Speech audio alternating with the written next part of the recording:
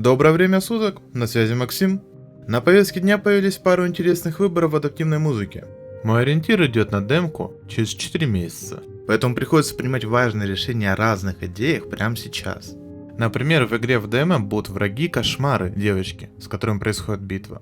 Они будут делиться на 3 вида: летающие, обычные и тяжелые, а также планируется босс. Но помимо них в игре еще должны быть живые враги. Может это злые люди, может это животные. Если думать о том, как реализовать эту адаптивную музыку под них, можно в принципе прийти к такому варианту. Людям свой слой со своими нотами, а кошмар другой же слой с другими нотами. Музыка будет сама выбирать в зависимости от противников. Но если противники в битве будут и живые кошмары, то тогда будут оба слоя? Все это ведет к необходимости либо заранее сейчас писать слои для живых существ и кошмаров, либо писать трек сейчас, а потом после демо можно добавлять слои для живых существ и кошмаров поверх него. Первый повышает затраты времени, второй же повышает риск, что слои просто не лягут на боевую тему. В данный момент я выберу вариант «сделаю потом», потому что в планах слишком много всего.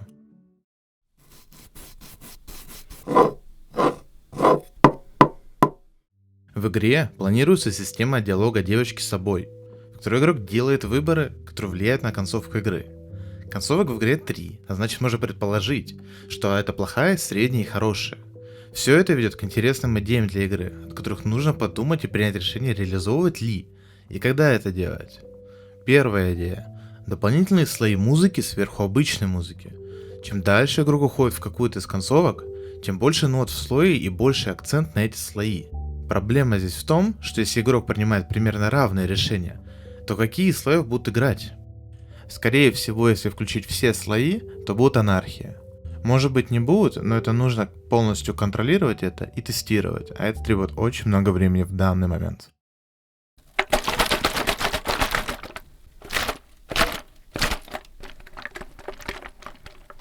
Идея номер 2. Во время диалога девочки с собой переключить музыку с исследовательской на новую, специальную под диалоги. Новая, например, будет в себе содержать хор, который что-то говорит на латинице, и какой-нибудь странный инструмент. Может быть орган, может быть еще что-то, может даже голос женский. Диалог вряд ли будет занимать больше полуминуты, поэтому нужно ориентироваться на короткий зацикленный кусочек музыки. И идея номер 3. Можно сделать систему мешающих шепотов и фраз, как Hellblade Senua's Sacrifice. Для реализации в будущем этого я попрошу единственную девочку в команде записать ее шепот разных предложений и фраз. Может быть какие-то крики, какие-нибудь мешающие фразы и даже может быть билиберду, потому что почему бы и нет. Их я планирую вставить в монолог и может даже в музыку, но не уверен, или в звуки окружения, как будто это что-то в голове героини. Немного пробегаясь по голосам Hellblade, я услышал, что они не всегда читают четко, а наоборот, и даже некоторые обработаны, чтобы было не особо понятно, что говорят. Помимо этого, там еще звучат скрипы, громкие звуки с высоким тоном, похожие на сирены и подобное. Все это можно реализовать, но думаю, настолько глубокие детали уже будут после демо создаваться. Поэтому эту идею я буду реализовывать в демо. Это будет довольно интересно.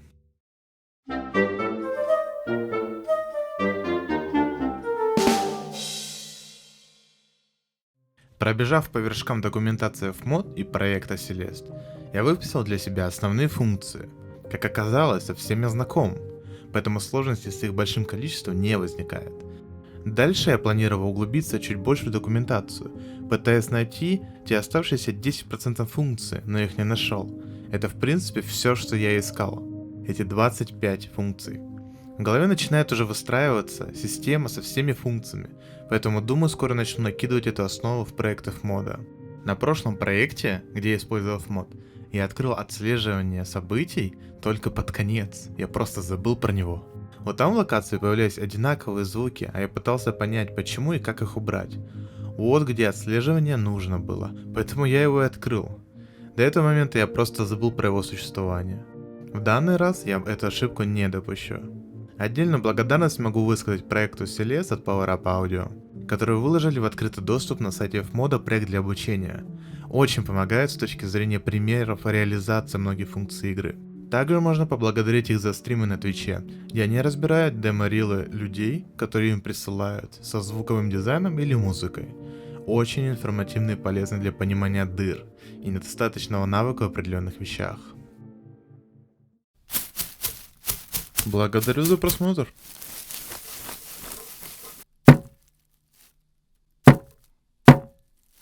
Вообще не представляю, какой звук хочу сделать с этими звуками.